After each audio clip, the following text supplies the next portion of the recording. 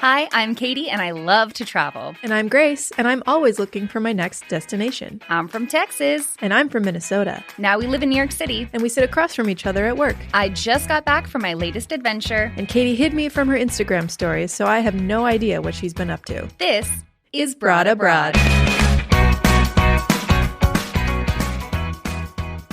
So Katie, last time we were in Guatemala, we left off, and you were checking out of your fancy Airbnb. What happened next? Where did you go? Yes, I checked out of my cliffside Villa Patsiak on Airbnb, linked in bio. It is often fully booked out, so book it in advance for your large party. Britt and Portland had to go back to New York City to their jobs. They were so sad to leave. Oh. Anna works remote, so she was able to stay. She actually went to Peru after Guatemala and did Machu Picchu, so maybe I'll have her on. Wow, cool. And then my friend Celine is big into traveling. She's a flight attendant, so she can fly pretty much anywhere for free, and she was able to take a whole week off. Oh, that's so killer. That's like dream scenario. And that was like a once-in-a-lifetime experience. I really balled out save for this. And so the budget pendulum swung.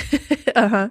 And so where do you stay abroad that is cheap? I think I know where you're going with this. You stay in a hostel. Yes. Yep.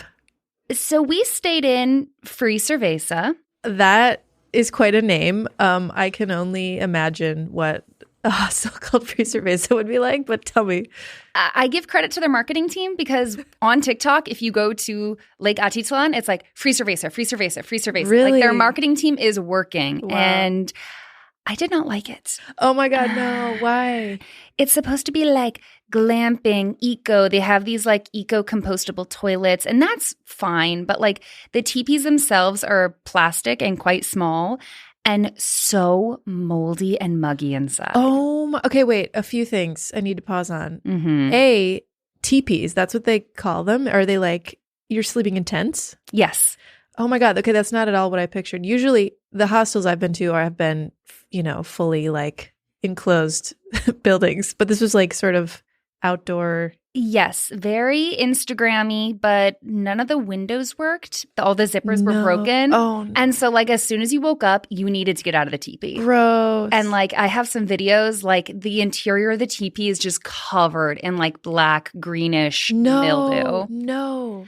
And also the crowd was like so young, which, it is a hostel, but it was one of those moments as a newly 30-year-old woman. I was like, am I past the point of hostels? That is such a good question. When are you too old for a hostel? Like at what age does that flip? I don't know. Right. Maybe 30 is the age. Do you have any hostel experience? I have a great story, actually. I've stayed in some hostels myself. Most have been, I think on the whole, I've had pretty good experiences. It's always like the bathrooms are always like kind of touch and go, but for the most part, you're paying very little, so you're sharing, you know what to expect. But I had one totally nightmare experience when I was in Bali. Oh my God, tell me. Did you have Bali belly?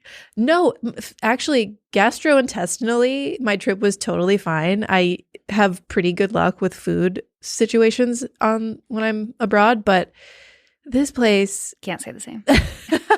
I think we'll probably get to that. Oh, we'll get there. Hopefully. But yeah, this place, I was by myself. I was a little bit desperate. It was one of those that I booked day of. Like I kind of was floating around, didn't have a plan.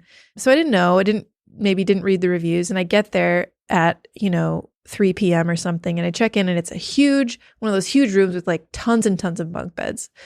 And I got a nice bunk, set my bag down on it. And then I went to use the bathroom and I realized that around the corner there were some bunk beds with like the mattresses upturned. And like I also noticed, only in retrospect did I realize, but I also saw some cans of like bug killer spray. And I was like, oh, maybe they have ants. Like, okay. So I go to the bathroom, grab my, day bag and go out and have my adventure for the day. And then I get back and it's dark, time for bed. So I like take my backpack off the bed, curl up, like try to sleep. And then maybe like 20 minutes later, I wake up because I'm feeling something. I think I feel something crawling, like tickling my legs. And I'm like, oh, I'm probably making it up, whatever. I'm just tired. And I keep feeling it. And so I turn on my phone flashlight and I like whip my sheet off. And there are dozens of bed bugs crawling around me. Like, so like it was, and bed bugs, I don't know if you have experience with them. Oh, I have bed bug experience. Oh my God. So, so they're hard. Usually they're pretty hard to see. Like they only come out at night and they're very good at hiding. These are like adult bed bugs. If you can see them with your bare eye that easily. Totally. Exactly. So they're adults. And the reason I really knew, I didn't know what they looked like before this, but I'm like Googling it, right then. Mm-hmm. And one of the telltale signs is like, if you press on it and like squish it into the sheet, it'll leave a streak of blood. And you know, it's a bed bug. And I did that and I was like, oh my God, this is really bad. Because, my backpack had been sitting there on the bed all day while I was gone, which is like, you don't want your stuff because they will crawl in there and you'll never get rid of them. So I was just like, it was 2 a.m. I was by myself, but I was like, I can't sleep here. There's no way I'm going to sleep. I got to get out of here. So I packed my stuff up quickly, leave, walk across the street. Everything's closed, but luckily, long story short, I won't go into it, but a nice local boy was sitting, on the sidewalk and And now you're married. Oh my God, if only. Can you imagine? The most romantic meet cute of all time. But he was really sweet and he didn't speak very good English, but he was like using Google Translate on his phone and he was trying to help me like figure out a new place to stay. And I eventually found another place. But then I had bed bugs in my backpack for the next couple of weeks and I ended up having to throw away all my stuff. Oh my God. What did the hostel workers say? Oh, yeah. So I went back the next day. Nobody was at the desk, I think, when I left during the night. They know. They have to know.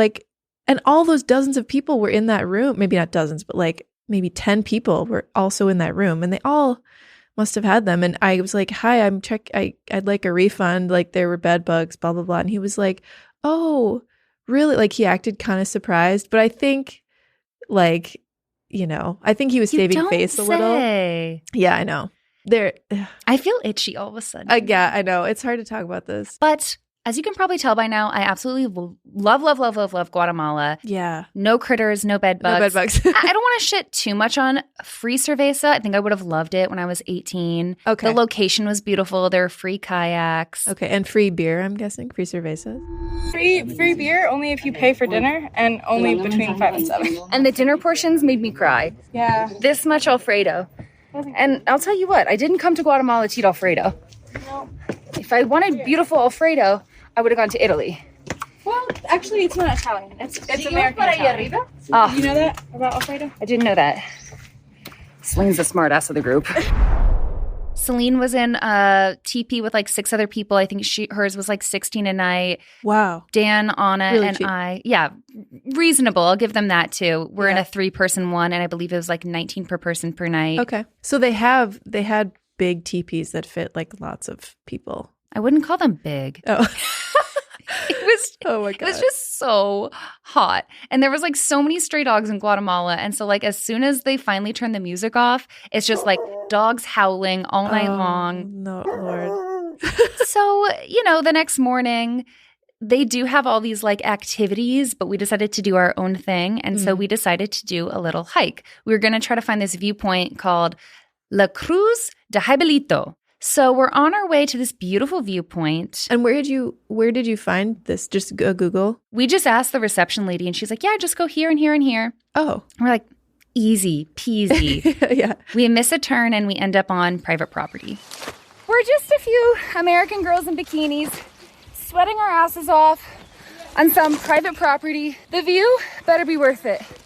It was okay. It wasn't what we were hoping to get to. And we're like, you know what? It's really hot. Let's just go back and kayak. Okay. So we head back where we came from, or so we thought. So a question. Does your phone data work? Can you look up things on Google Maps while you're out? Or is it you kind of are on disconnected when you're out of the hostel? So the service was actually great in Guatemala. I have AT&T, and it covers all of North, Central, and South America. I don't even have to pay $10 a day. Wow. Yeah. I have Verizon, and I don't think we have that. The only issue is that none of these trails are in Google Maps. Oh, okay. So even if you did have GPS, it wouldn't have really showed you anything. Okay. Then we miss another turn. No. This one I'll own up to. Because I think Celine was like, I'm pretty sure we came from there. I was like, no, definitely this way. So we end up on more private property. We end up at a hotel called Casa del Mundo. Okay, wow. Is this like a nice hotel or like Really nice hotel. Oh. If you come to Lake Atitlán, that is where I would Stay stay there. next time. It gives like, I've never even been to Italy, but it looks like Italy. Like the property is just so pretty up in a hill. And we can't figure out how to get out of the hotel. So finally, we give up. We find this guy, Alejandro Ale, who's working at reception. Oh. So he decides to walk us back towards Free Cerveza. This hike is kicking my ass. Like, how the hell am I going to do this hike up a volcano? I've been hiking for 2 hours. 1 hour and a half. I'm going to die. I love my... Well, this is the woman who had us book a 2-day hike. No, Anna wanted 2 days. We're talking to him about how lost we are, how we're, at Free Cerveza. He's telling us about Casa del Mundo. We're telling him how nervous we are for the volcano hike that we're doing in 3 days. Oh. And he tells us that he actually works sometimes as a guide for this volcano hike. Oh, no way. And so then he's given us everything to expect in a couple days. Let's say 2 hours hard part. Then it's going to be easier. The thing is you have less oxygen. Yeah. And then the last hour is flat. Well, my Guatemalan flat. Not flat, but flat. And then you get to base camp. If you feel like, you can go to an extra hike for the Fuego. From here, you see it from, let's say, 2 kilometers distance. From Fuego, you see the explosion like 700 meters. So. Yeah. But it's worth it if it's not cloudy. It's If it's cloudy, don't do the nighttime hike. The thing is, like, it's like, let's say almost 2 hours together, 2 hours back. Hard as the... And pitch harder. black. On the way back. Yeah. I have a headlamp. And cold. He's like, you guys definitely need to hire a porter. So a porter is a local that you pay to bring your giant backpack up for you. Okay. So yeah, the porters were 200 quetzal or 25 US. Okay. While we're talking to Ale, I'm like, should we take altitude meds before the hike? Because the hike is quite high. Okay. TikTok, once again, always comes back to TikTok. There were several people who were like, take altitude medication because it's going to make all the difference. And otherwise, this hike is going to kick your ass. And he was like, honestly, I really wouldn't. You don't know how you're going to react to altitude medication if you've never taken it before. Interesting. With the pills, I don't recommend it. You might get sick and they won't work that much. Now we're getting mixed opinions because other people were saying the altitude was the worst part about it and that It's they the wish worst part. they took it. It's the worst part if you get sick. Yeah. They can get might sick. worse. Yeah. Interesting. But, I mean, that's my advice. If you want to take it, take it. But I wouldn't do it. Have you ever taken altitude medication? I have actually. I took it when I was in India and for some of the hiking I did. And yeah, no, I'm curious to hear how you reacted to it. Yeah. So his point of view is like, probably don't do it. You probably don't need it. Really wish I would have listened to that. Oh, no. Sometimes locals know better than the gringas. I don't know. Yeah. And then Anna is like, well, I've heard that you can chew cocoa leaves and that helps with altitude. Have you heard of the cocoa leaves? Yeah, but we don't. Do you have? No, I'm going to Because if Peru you- next. And Because if you have, yeah, but they don't sell it here. It's illegal. But those Illegal? Coca leaves, yeah. Because you cannot grow it because you can make cocaine out of that. Oh. I thought you meant chocolate leaves. I thought you meant No, cacao. coca. Cocoa. Not cacao. Girl, you were about to have me failing my drug test and everything. No. No, it doesn't. It doesn't turn positive with that. Oh, okay. yeah, it's You have to not. It's just it's a leaf, so I don't think it would be. You have to process that with. We'll fire her. Oh, sorry. No, I'll bleep out the airline. I have taken South America like coke.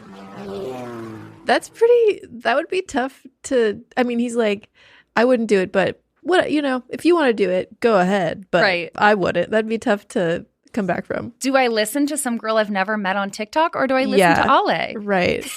He seems very trustworthy. Yeah, he does. So a little more about the hike. So Acatenango Volcano is still active, but it hasn't erupted since 1972, so it's considered asleep. She's taken a little nap. Okay. And the reason you hike up it is because it's right next to Fuego Volcano, which is an extremely active volcano that erupts every 15 to 20 minutes. Oh my God. And you can only see the lava when it's dark outside due to like lighting or something like that. So during the day, also because they're so high up, clouds kind of stick around the top of them. Oh, pretty. And so it's kind of hard to really appreciate how active this volcano is without being pretty close to it. And so several tour companies have popped up and they've built these like cabins that face the volcano so you can watch the volcano explode at night. Wow. So this was a thing you knew you wanted to do like before you came, I'm guessing. Like you'd known about it. Anna is really the active one. She was like, we should do this. Oh, and I'm cool. not the most sporty person, but I'm kind of like a win and roam person. I'm like, yeah, if it's like the thing to do, I'll do it. For sure. But I was definitely getting more and more nervous if I could actually make it up because I watched several YouTube videos of people being like, this hike is not a joke. Really? If you are not super, super, super fit, it's straight uphill the entire time, like steep. Do they have horses? Worst case scenario, they bring you down on a horse? Yeah. Does that happen often? Nah. Most people make it up that try? Yeah. Okay. Yeah, Like- that's what I've heard. Like don't people get who are- like okay, people get like frustrated because the first 2 hours is hard, you're not in your country.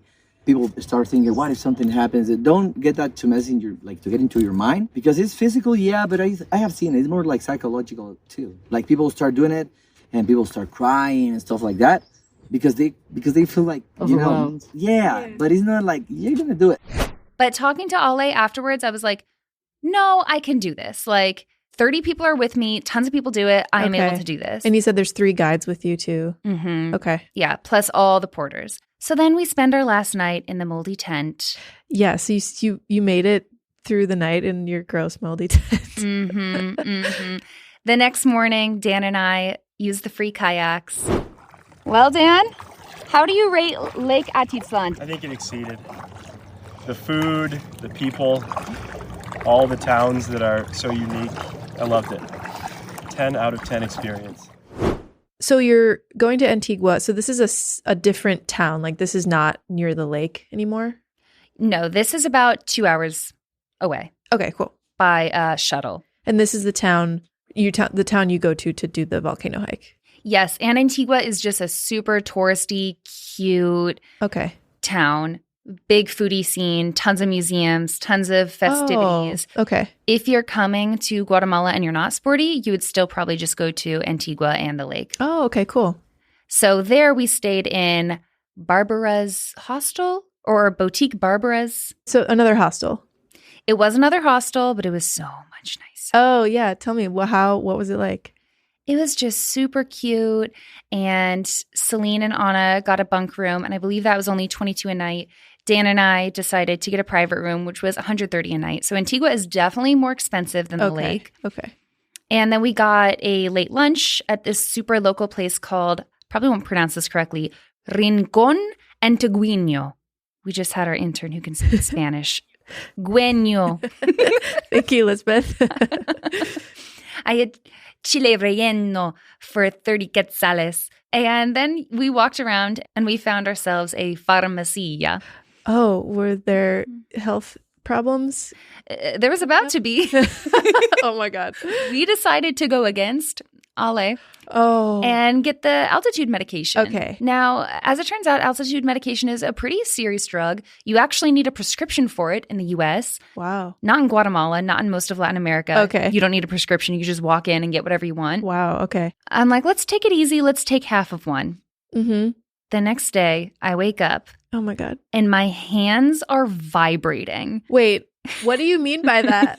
Like, I guess how it works is like it opens up your blood vessels and like puts more. Oh. I'm not a scientist, Wow. but like my hands are just vibrating. Oh my God. Whoa. So then that day we decided to explore Antigua and to do a free walking tour Okay. with this guy named Happy Harold. Oh, great. I love Happy Harold. As soon as the tour starts, I'm like, I'm doing a podcast in Guatemala. I obviously will tip you really well. And do you mind doing an interview with me afterwards so we can really do a deep dive into the history of Guatemala? I'm super curious. What is the history of Guatemala? I don't know like hardly anything, I'm embarrassed to say, about Guatemala.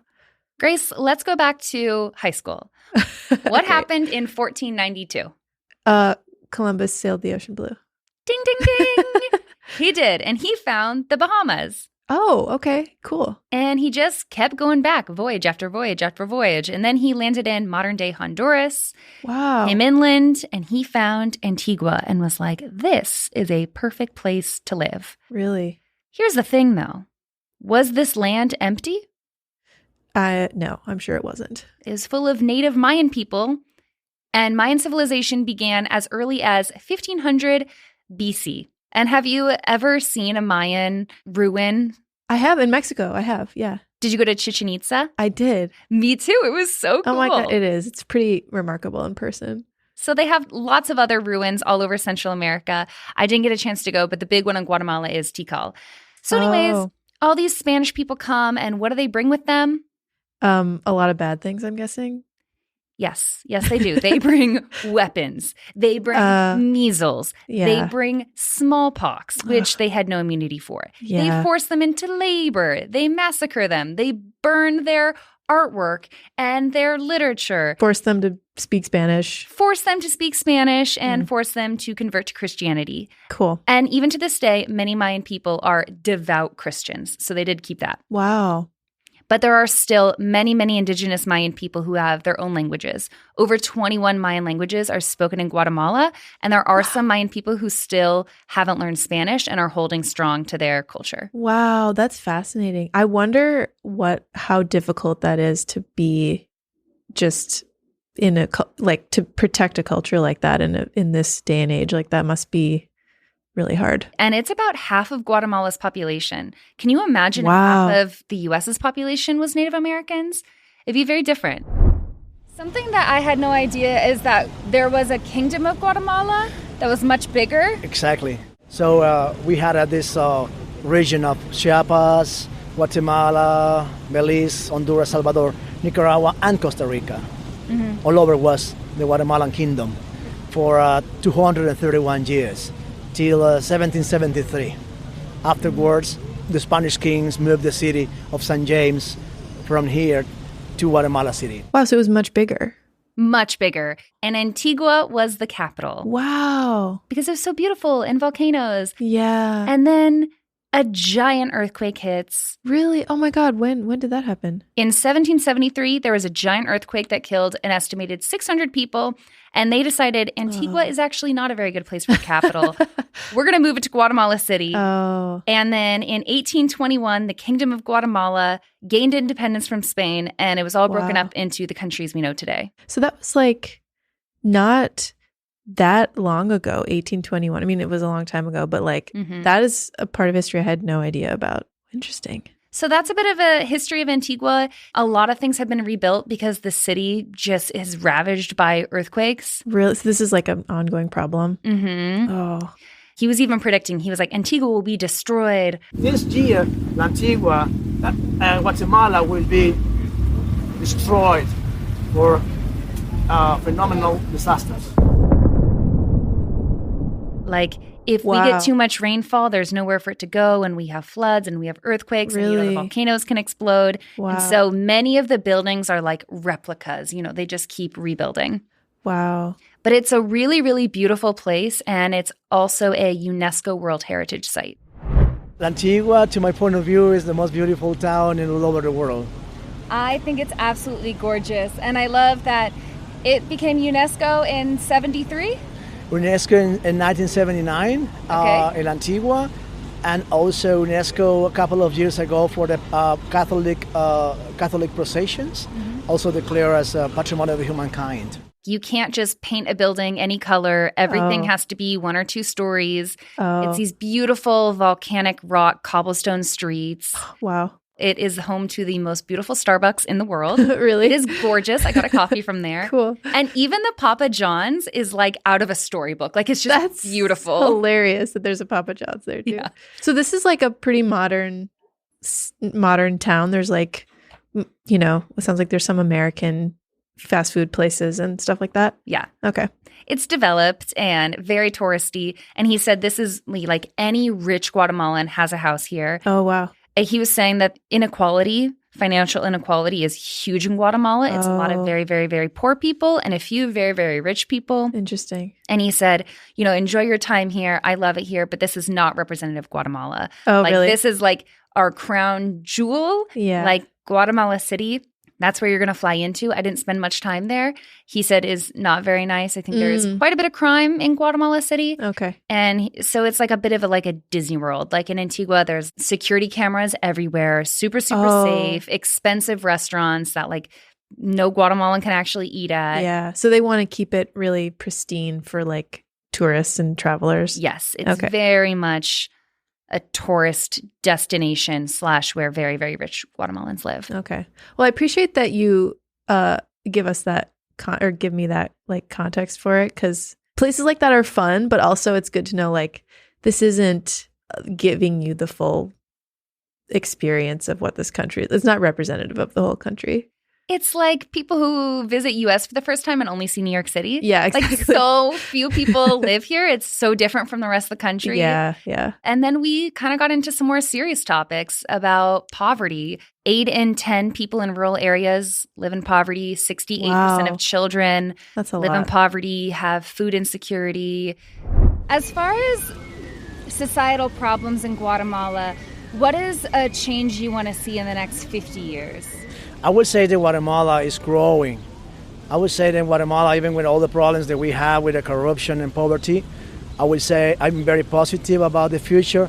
I would say that in the next 50 years, Guatemala could be a very wonderful country. Mayan people are still very much discriminated against. So, there's definitely still corruption in the government. They do have gang problems.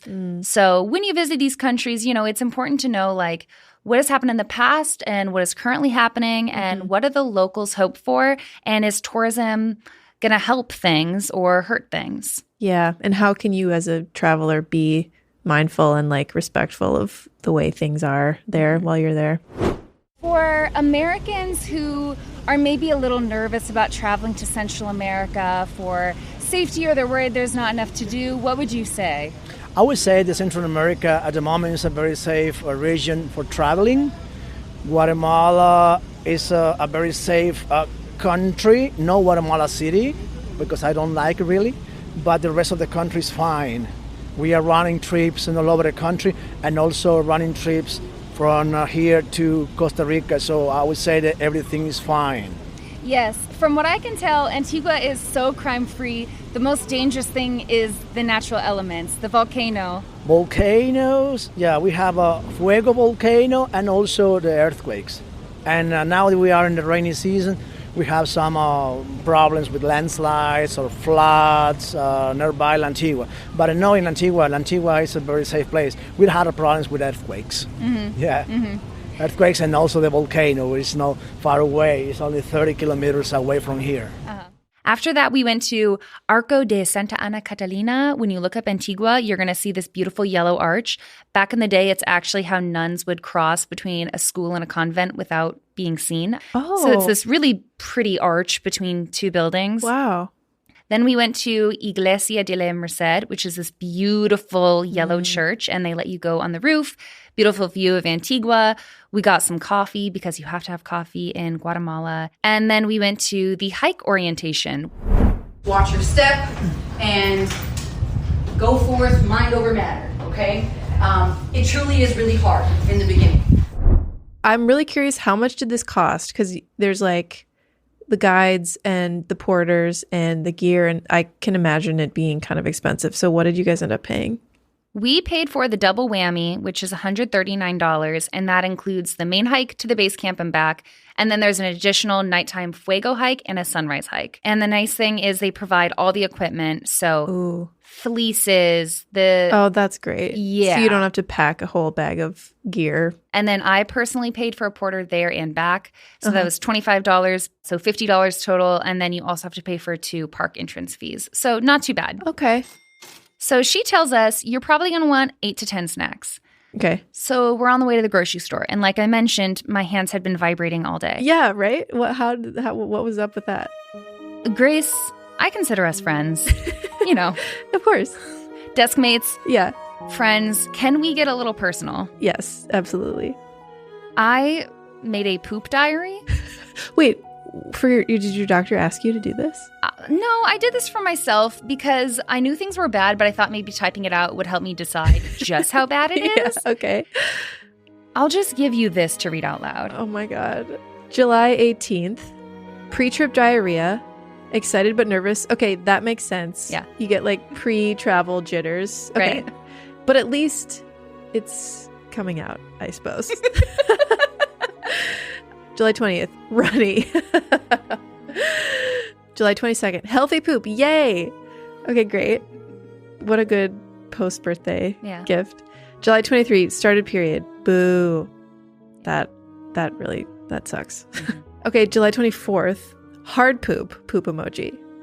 Okay, we have some more details. 7 p.m. diarrhea in grocery store from altitude meds. Oh no. 9 p.m. diarrhea at restaurant. Oh my God.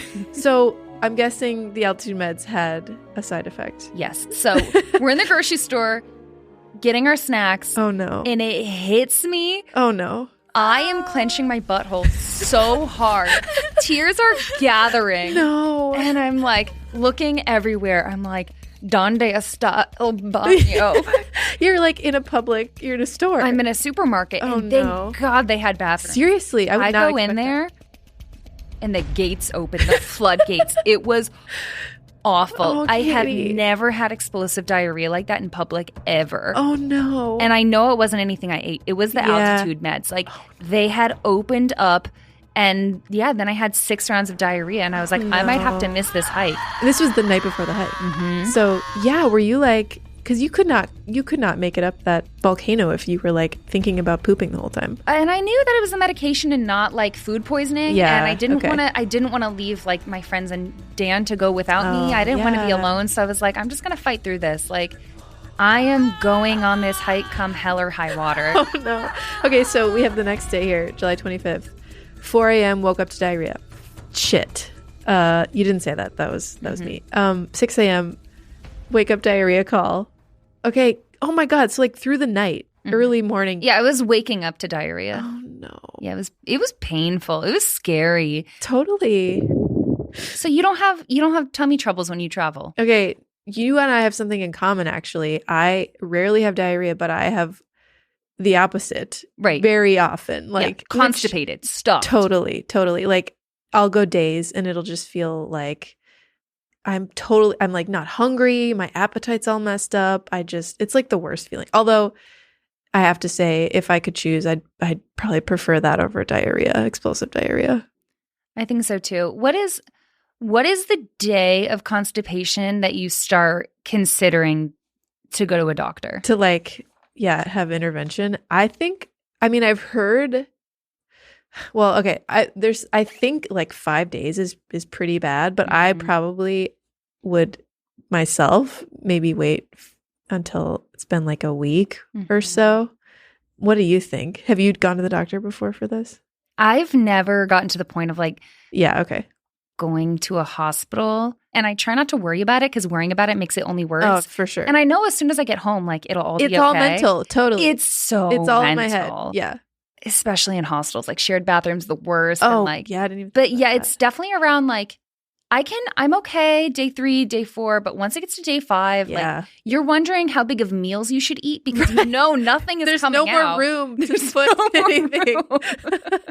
So yeah, I brought a slew of medication with me, like. But I'm sure diarrhea like that is like the last thing you'd expect to have on a trip, since you are so used to the opposite. Like that probably was such a surprise. Yeah. So if you look through the diary, I believe in the almost 3 weeks that I was away, I only had 2 healthy poops. Oh God, Katie. Poor Katie. So it's the morning of the hike. What do? You decide to push through? Everyone is trying to talk to us, and I don't know how to be like, I so want this moment with you, but I'm not really here. I'm having a double whammy in my gut. We're both on our periods. Yeah. I'm so excited, and my energy and mood is great. Yeah, same. But I'm just concerned about hydration because nothing is staying in. And I'm concerned about my knee giving out and my cramps making me pass out. All right, this is before the hike. Check in later. Bye.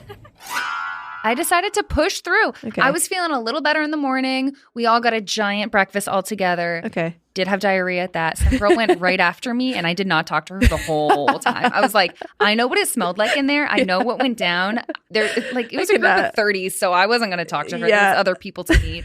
But let's get into the hike itself. Yeah, tell me. So we start the hike. I meet my porter. He's super, super nice. And the porters walk up like it's no big deal. Wow. And they have a horse. So like worst case scenario, if you roll an ankle, they'll strap you to the horse, bring you down the mountain. Okay. Did anybody in your group have any injuries or anything? It is so funny you should say that. So speaking of safety, there was a guy who lives in New York City and Queens, and he was at a deli, and a person experiencing a mental health crisis hit him over the head with a chair. Whoa. So he had a concussion and some staples in his head, and he also wasn't very fit, and he also was trying to bring a drone, so he had like too much with him. Oh, geez. He got about 3 hours into the hike and dipped out. And he just like couldn't make it. But so he came in with some injuries, it sounds like. Yeah, and better not to push yourself. He was For sure. really disappointed, but he was like, I can come back. Oh, But poor guy. it is a hard hike. Oh my God. So the description was accurate. Like it was The really hard. description's accurate. You know, Wow. you're going straight uphill for about 5 hours till lunch. Oh and my once you get to God. lunch, it's a little more uphill. And then we're almost to base camp, and it starts torrentially down. No way. No way. Is this pretty common? Like it's just rainy season? So you don't really notice rainy season when you're in Antigua and the lake, but the volcanoes are so high that they create their own kind of ecosystem at the top. Oh. And so it starts raining super, super hard. We had ponchos with us, but all I had are my Hoka sneakers, and my feet get drenched this last Oh hour. no. We get to base camp, and my feet are soaked. I only have one other dry pair of socks. Yeah, that's bad because you only have a couple of outfits, I'm guessing, right? In your pack Yeah. with you. So do they tell you like if it rains, we can't make it to the top or something? Or are they like any type of weather, we're just going to do it? Any type of weather. And that's why I don't necessarily recommend aux. It very much felt like they didn't want to give anyone a refund. Oh. And so they told us, like, we're going to do the fuego hike now, where you get really close to the lava. Uh-huh. And my feet were drenched. Oh, Celine no. was not doing so well. She had started her period and did not feel well. Oh. And like my energy was actually okay. I could have physically done it, but I was so uncomfortable. I really wish they would have given us the option to rent hiking boots. I would have brought extra shoes. I would have brought socks. I'm not tired. I'm not even sore. I'm just uncomfortable. Like, I'm so cool. they knew it was going to rain, and I feel like we just weren't set up for success. So I've heard of like waterproof hiking socks. Something like that would have been like a cool suggestion for them to make. I thought about bringing my towel, like my packable towel. Mm-hmm. And I really wish I had that just to like dry off my feet in between when I'm using my wet ass fucking shoes. I mean, there's not much to do when your shoes are that wet. It's really sad. But you know what? Even though we're really sad to miss Fuego, I don't know they're going to see anything. So I don't know. I think it'll be a cool experience. I just didn't want to die of hypothermia. Dan, Anna, and like 6 other people decide to do this fuego hike, even though they told them there's a high chance you won't see any lava. Really? Okay, so Dan and Anna went for it. Yeah. Okay. They said it was the hardest hike they've done in their life. Really? Oh my God. You wouldn't believe the eruptions that we've seen. Non-stop panoramic viewpoints. Some sarcasm there. Oh, that was a joke. And the winds are probably over 40 miles per hour on the ridge. It's quite cold. They did not see any lava, even though they were mere meters away. They get back. It takes them over 3 hours to get back. It's pitch black. Meanwhile, we're back there. We're having dinner. People are definitely complaining. How are we feeling, team? So good. Never been better. Out in that distance is lava exploding every 15 minutes. Just imagine the view. We are here for 4 hours. Haven't seen it. They started a fire for us, but it was raining. So at one point, I'm like cooking. Still raining? Yeah, it's still raining. No. It rained for hours and hours and hours. I'm cooking my wet, cold socks over the fire, but there's just rain still coming down on them. Oh my God. It was a low point. Yeah, I mean, that's serious though. Like when I've done long hikes, I remember being told if you get sweaty, because like you get sweaty while you're going and then you stop and you kind of get cold again. But like hypothermia is a real risk, and you have to like change clothes. If you get your clothes wet, you want to change them right away so they're dry. Like, you don't want to be sitting around in wet clothes for hours. Like, that's really bad. Yeah, it was not enjoyable. I was really disappointed. And then I get further disappointed. So then Anna and Dan come back, and it was a 5-person cabin. So then also there was this, I believe she was from the Netherlands. And it was so funny. Right before we go to bed, she goes, nobody snores, right? And we're like, no. She's like, okay, good. So we're all sleeping. We're in these like little sleeping bags that we brought up with us. Uh-huh. And it's probably like 4 a.m. She starts shouting in her sleep in Dutch. Shut up. Yeah. She's like, what? What? And I, in my mind, think that the volcano is exploding to the point where we're all going to die. So I'm having a nightmare. I didn't see this, but Celine says that she saw her like get up, sit up like she's demented. And then Celine was like, everything's okay. And then she went back to sleep. And in the morning, she had no recollection. No. Yeah. That's crazy. So you didn't even get like a very good night's sleep? No. Either.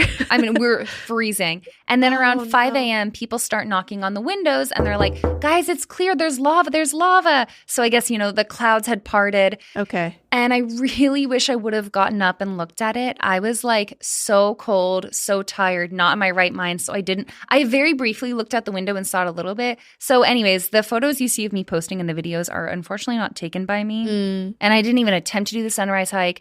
Meanwhile, there's like all these European families who are so fit. None of them even hired porters. They all did both the Fuego and the sunrise hike. Okay. Well, it's not so easy, but it's okay. So, I at least got their photos and videos.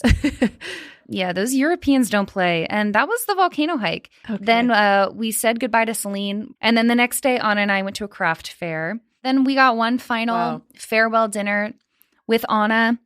That was Guatemala. I truly can't say enough good things about it. Not a single bad thing happened to me while I was there, other than, the volcano hike not being the best weather. But Lake Atitlán, the food and culture and art scene in Antigua. I also went to like an art museum.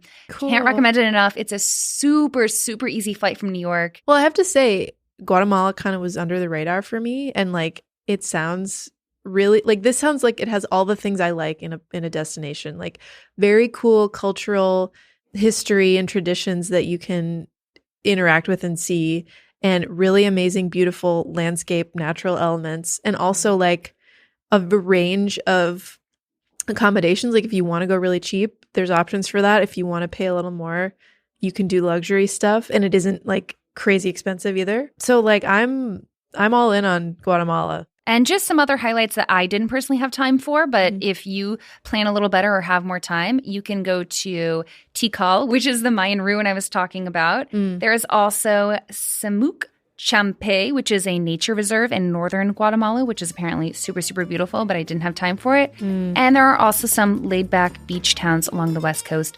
But I was going to El Salvador to learn surfing. Okay, yes. So this trip, Guatemala was only stop 1 on this trip, yes? Guatemala was stop 1, and next time we talk, we'll talk about El Salvador. Oh my God, I can't wait.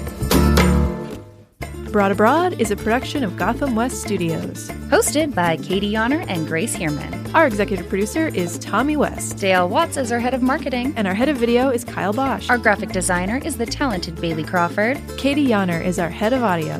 Grace Heerman is our producer. And Lizbeth Henriquez is our intern. Follow Broad Abroad Podcast on all social platforms.